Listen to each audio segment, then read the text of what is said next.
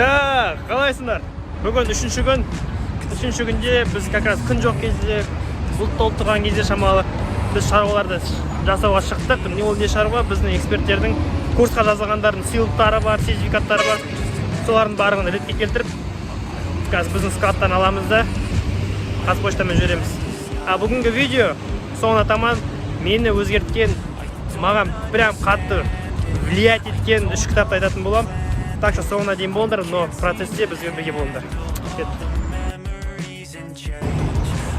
Так, бүгін шашты алдық. Манағы шаруамыз болмай қалды, потому что 1 сентябрь күні олар демалады екен біздің склад. Біз оны сұрамаппыз даже. Шаш қалай алып тұр. Дальше не істейміз біз? Так. Дальше план құрамыз. Осы 1 сентябрьге план құрып жатырмық. Сол план туралы айтатын боламын. Еще бүгін кешке Инстаграмда екінші челлендж туралы пост шығатын болады. Соны күтіңіздер. Видео ретінде шығатын шығар. Біз кеттік. В общем, біз автобуста тұрып шаршап кеттік. Сұқпалдықта енді самокатқа неміз. Мен самокаттың картада жоқ. Бір самокатқа екі еркек болып мініп аламыз қазір. Ешкім көріп қалмасын. Еще барбершоптан киіп алғаннан кейін шамалы қандай болып тұрмай тұрмыз шамалы. Кеттік. Жай. Давай, мен сені артыңа тұрайын. Үйге келдік, ноутбугымызды алдық. Рюкзак, штатив, микрофон. Енді қазір офиске барамыз. Жоспардың сентябрьге полный план құрамыз. Кім қашан не істейтін істеу керек, соны барлығын құрамыз. Потом бүгінгі челлендждің видеосын түсіреміз. Потом кеше көресіңдер. Are you closer to heaven? Do you think I'll be ready? Tell me, are you closer to heaven? 'Cause Топ 4 тапты айтпас бұрын бұл ставканы жасағым келіп тұр. Осы челленджбен бірге мен мынандай челлендж қабылдаймыз, яғни команда арамызда 30 күндік бізді финансовый жағынан, яғни қаржы жақтан бізді өсіретін челлендж. Бұл жерде біз бір ай бойы, яғни 30 күннің ішінде біз 3 миллион теңге таза табысқа шығуымыз керек. Бұл ешқандай оборот емес, тек 3 миллион теңге табыс прям пайда біздің каспиімізде тұруы керек. Сол үшін максимально поддержите астыдағы видеоға лайк басып, каналға жазылып, бүкіл процессті ютубқа да, инстаграмға, телеграм бүкіл салатын боламыз. Мы докажем, что бұл саладан одан да больше табуға болады. Кеттік.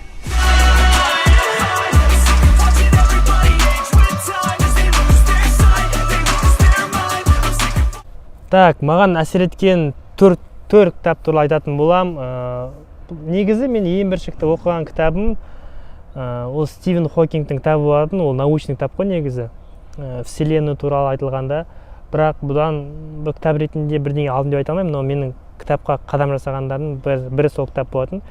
Ал если психология, бизнес жағына келетін болсақ, бұл сол баяғы богатый папа, бедный папа кітап болатын, бірақ одан мен дым алмадым, сразу мойындайын. Сол үшін олар туралы айтуға вообще не стоит деп ойлаймын. Ал маған әсер еткен кітаптардың топ 4 бар. Бұл біріншісі, если порядок бойынша айтатын болсам, біріншісі ол алхимик деген кітап, яғни оны білесіңдер. Алхимик деген Паоло Коэльо ма сондай да, несі авторы. Бұл кітаптан түсінгенім, адам когда өзін іздейді ғой. Өзін іздеген кезде, өзінің предназначениесін іздеген кезде, өмірге не үшін келдім деп іздеген кезде, оған өмір сигналдар береді. Ол дұрыс жолмен баратыр ма, баратқан жоқ па да. И сол жердегі главный геройдың өзінде де бір тас болады да. Ол тасты айтады, ол тасты тек 3 рет па, 2 рет па қолдана аласың дейді. Қай кезде қолданасың? Сен дұрыс жолда баратсың ба, баратқан жоқсың ба деген кезде тасты лақтырсаң, үшін бірдеңе түседі. Если сол түссе, сен дұрыс баратсың, түспесе дұрыс баратқан жоқсың. Бірақ оны сен прям если тупикта болып таба алмай жатсаң, сол тасты қолданасың дейді да.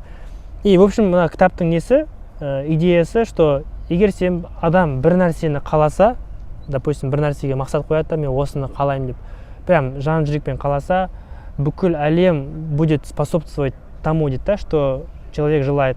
Сол үшін, когда шынымен де сен бір нәрсені қатты қаласаң, прям қатты қаласаң, прям сен кездескен әрі танысың адамның барлығы сол сенің қойған мақсатыңа, желанияңа келтіруге көмектеседі. способствовать етеді да, но как будто бы саған мешать етеді да негізі. Сразу, допустим, сен таңертең жетте тұрғың келді, допустим, да. потом мынандай парадокс болады, таңертең 7-де тұрғың келді, но сол күні ертеңнен бастап жүгірем деген кезде саған досың айтады да, жүр, мына жаққа барайық. И сол моментте именно сені шақырып бастайды, сол моментте саған мешать етіп бастайды. Ол как будто бы саған мешать етеді, но сол арқылы сен когда соларды жеңіп бастайсың ғой, сол кезде сол нәрсені, сол тура жолға сен апарады, потому что сен мынаған отказ бердің ғой, сен отказ берген сайын үйрене бересің да, и сен қалаған нәрсеңе жетесің. Но как будто саған мешает, но саған мешать еткен жоқ, наоборот, саған көмектесіп жатыр. Через это пройди, потом саған легче болады деген сияқты. И бұл айтып отқан нәрсе, қазір мен анализ жасап отырмын сол кітапқа. Сол жаңа келіп отыр да, шынымен, потому что ойлаймыз ғой, Енат екеуміз де ойлаймыз, что неге именно сондай кезде маған достарым звондап хабарласады, неге шақырады деп. Оказывается, ол саған мешать еткізген жоқ, саған көмектесіп жатыр. В общем, бұл идея, кітаптың идеясы сол. Екінші кітап ол «Тонкости искусства пофигизма», да, мен қазір тыңдап жүрген кітабым, мен оқығам, но оны тағы да тыңдап жатырмын қазір челленджім барысында, потому что мен көп байқамай қалған нәрселерім бар екен да. И бұл жерде парадокста, көп нәрсе парадокс сияқты да. И бұл кітап өмірге шамалы басқаша көзқараспен қарайды. Допустим, көп адамдар өлімнен қорқады да, жақыным қайтыс болса дегеннен қорқады, нан жоғалтып аламын деп қорқады да. Ал бұл кітапта сен үйретеді, что осының барлығын любой жағдайды прими дейді да. Любой адамды сен тірілте алмайсың, любой адамды сен қорқанша қорға, ол адам по-любому кетіп қалуы мүмкін, қайтыс болуы мүмкін, сен ешкім ұстамайсың, сен вообще сен де қайтыс болуы мүмкінсің да. И сол нәрседен қорықпау керек. Смерттен қорықпаса, егер сен смерттен, өлімнен қорықсаң, сен живой кезінде саған өмір сүруге мешать етеді. И сондай нәрселер бар да, өмірдің көзқарасын өзгертеді да, сен шамалы емес, прям жеңіл өмір сүріп бастайсың, потому что сен бүкіл нені өмірге қарсы шыққың келмейді да. Сен өмірді, что сен осы 7 миллиардтың ішінде сен сияқты 7 миллиард адам бар да, сен соны қабылдаған кезде бүкіл сол нәрсенің барлығын, қалай өмір қалай болады, соның барлығын қабылдаған кезде саған өмір наоборот жеңіл болады. А когда айтады да, убей собственное я дейді. Допустим, сен ойлайсың ғой, мен қазір самолетқа бір жетейін деп жатырмын, прикинь, именно мен мінген кезде құлап қалсашы самолет деп. Именно мен кезде маған аттракцион құлап қалсашы, мен фантазия деген сияқты, мен досымда сондай болады, именно менікі сондай болып қалды деген сияқты ойлай береді. И ол собственно я деген ғой, сен өзіңді сонымен, сен өзіңді исключение деп ойлайсың да, өмірдегі исключение, я избранный деген сияқты бір көзқарастар болады, а ол саған наоборот өмір сүруге мешать етеді. И сол нәрселердің барын алып тастауға көмектеседі да. Сол үшін сол кітапты оқыңдар, ол жақта сендер өмірге деген көзқарастарың өзгереді. Но негізі кітаптар өмір қазір өзгертпеу керек көзқарастарды, но через свой фильтр қабылдап сол кітапты оқып көріңдер. Одан басқа қанша историяны айтады. Үшінші кітап ол «Финансы триллионері» деген Шамиль Алеудиновтың кітабы. Бұл кітапты осы бір 3 ай бұрын оразаның алдында алған кітап болатын. Бұл кітап емес, ол аудиокнига. Бұл кітапта мен алған нәрсем, что мен осыған дейін сол айтылған нәрсенің бір 30%-ын дұрыс деп білгем да, и сол нәрсе мен осы жағдайға жеткізді. Но мен білмейтін тағы да 70% болды да. Бұл уже алғаш болашаққа деген менің өзіме қабылдаған мақсаттарым, яғни менің миссиям да. Допустим, любой кітапта айтады, осы нәрселерді істеу керек деп. И сол нәрселерді істеймін деп қабылдап алған нәрселерім болатын. Бұл жерде не айтады? Бұл жерде негізі қатты вникать ететін нәрсе жоқ, но оны просто тыңдап көру керек, потому что бұл жерде финанс болғасын, бұл үлкен тема да. Но мен айтамын, что менің финансовый қазіргі жағдайыма, соның барлығын, капитал деген нәрсе, соның барлығына үлкен әсерін тигізген сол кітап болатын. В общем, тыңдап көріңдер. Но одан бөлек «Подсознательность, бедность и богатство» ма, сондай бір кітап бар, соны оқыңдар, содан кейін аны оқисыңдар. Ал енді төртінші кітап менде қандай еді? «Тонкости» болды, «Алхимик» болды.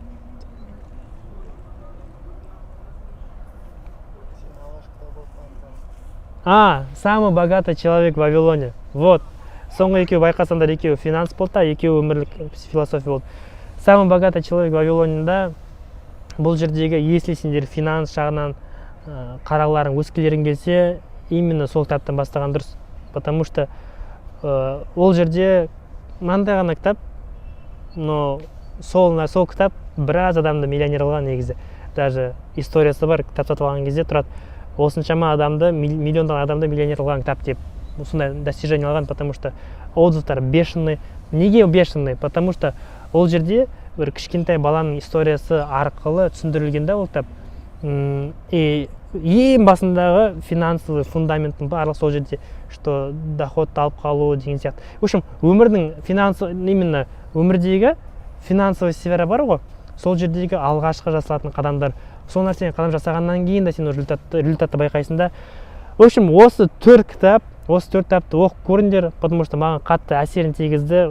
Басқа кітаптар көп бар ғой, енді Брайан Трейси бар, бар, но именно көзім осылаған түсті да, и мен бостан-бос түспеді деп ойлаймын, потому что ол кітаптың барлығы маған үлкен әсерін тигізді.